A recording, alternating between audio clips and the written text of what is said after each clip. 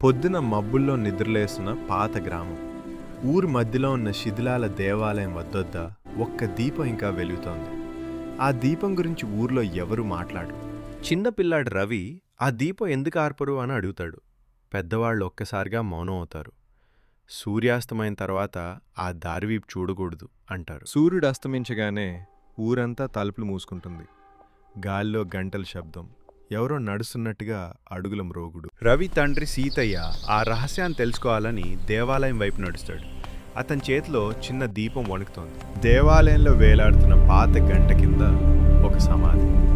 ఆ సమాధిపై రాసుంటుంది, దీపం ఆరితే ఊరు మేలుకోదు. అకస్మాత్తుగా గాలి ఆగిపోతుంది. దీపం వణుకుతూ ఆడుకోవడానికి సిద్ధమవుతుంది. చీకట్లో ఎవరో శ్వాస తీసుకుంటున్న శబ్దం. సీతయ్య ఆ దీపాన్ని ఆర్పకుండా కాపాడేందుకు అక్కడే ఉండిపోతాడు. ఉదయం ఊరు మేలుకుంటుంది, కానీ సీతయ్య తిరిగి రాడు. కొత్త రోజు మొదలవుతుంది. దేవాలయం దగ్గర దీపం ఇంకా వెలుగుతోంది. ఇప్పుడు ఆ దీపాన్ని ఎవరు కాపాడుతున్నారు? కొన్ని దీపాలు వెలిగే ఉంటాయి, మనం నిద్రపోవడం